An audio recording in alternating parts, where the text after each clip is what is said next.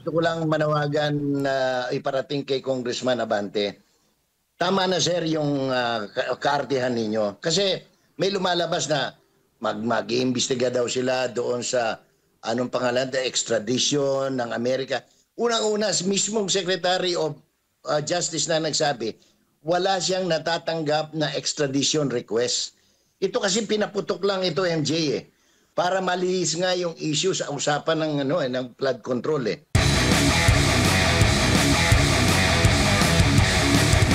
Ano pong payo niyo sa ating mga kababayan, lalo pa, alam mo naman, uso ngayon ang diversionary tactic, mga issue, mga smoke screen, dahil ang tunay po na usapin na dapat tutukan at singilin ng taong bayan, dahil umabot na po sa trillions of pesos ang threshold ng korupsyon sa Pilipinas, is yung issue po ng flood control.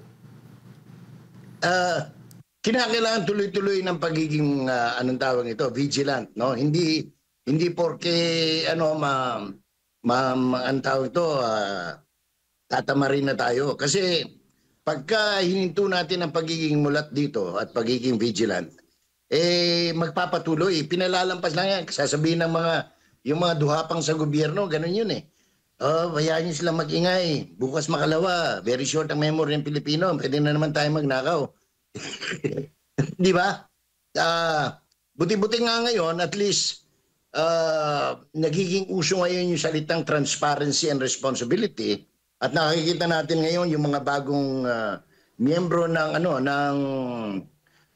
Congress, ng House of Representatives, including those who did not vote for Mr. Martin Romualdez na dating kapanalig nila, ay talagang nilalabas ito sa umpisa pa lang. Nakita mo hindi makagalaw si Congresswoman Epal, no? Yung chairman ng Appropriations Committee ngayon.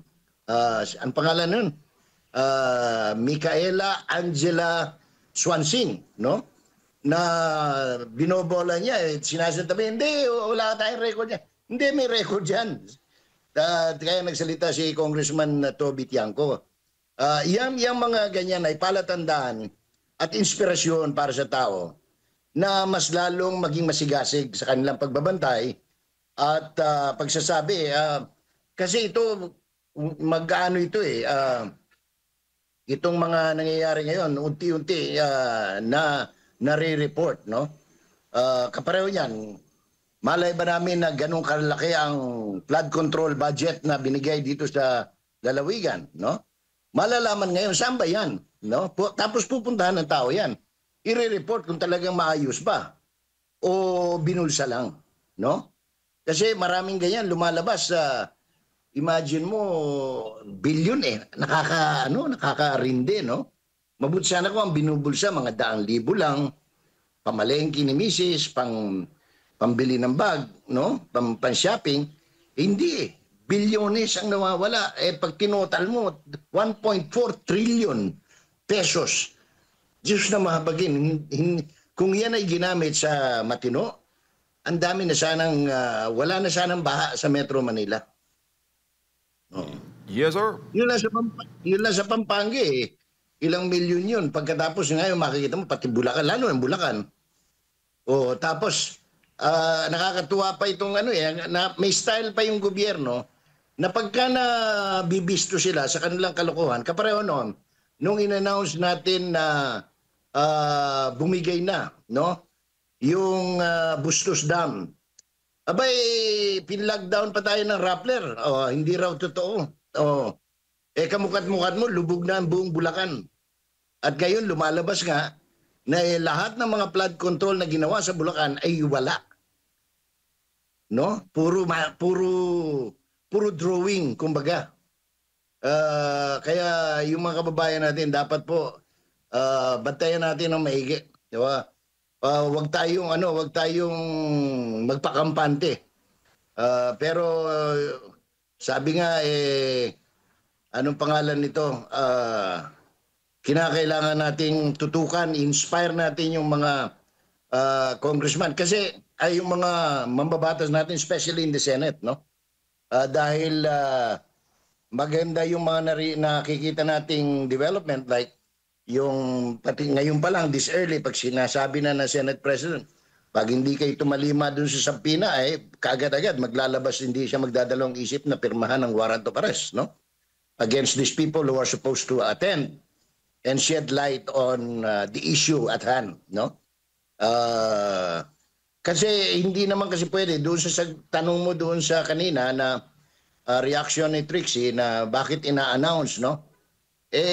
Siguro si Mr. Marcoleta wants a more transparent, or the Blue Ribbon Committee itself wants a more transparent, para hindi sabihin na binibigla sila, no? Binibigyan sila sapat na pagkakataon para magtago, magtago para sumagot.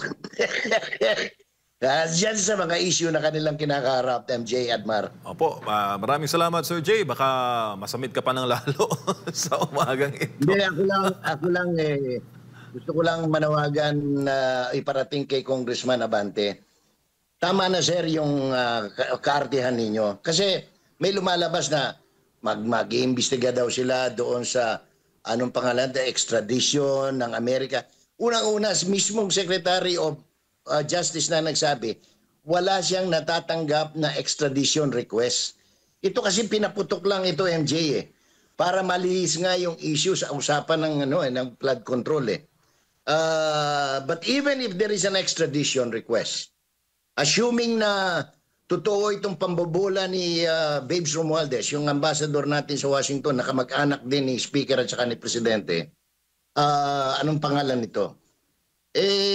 Meron tayong umiiral na unang-una may kasong inaharap at dinidinig, nililitis ng Korte sa Pilipinas. Katunayan, yung mga iba pang, ang dami nilang kinukulapol na kaso kay Pastor Kibuloy at saka sa mga ibang opisyal ng SMNI at ng KOJC.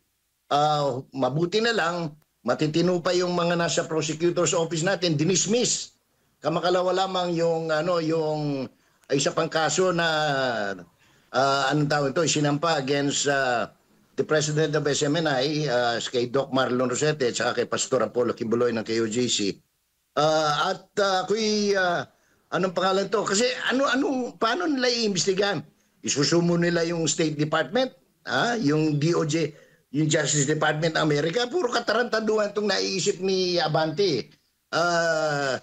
Sir, ayusin mo muna dahil ilang araw lang mula ngayon matatanggal ka rin dyan bilang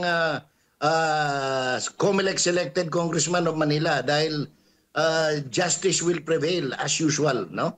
Tama na yung pagtatakip ninyo at ang imbestigahan mo siguro, Mr. Abante, yung sila Ortega, sila Adjong, bakit mas malaki yung kanilang naging flood control budget funding kaysa sa iyo?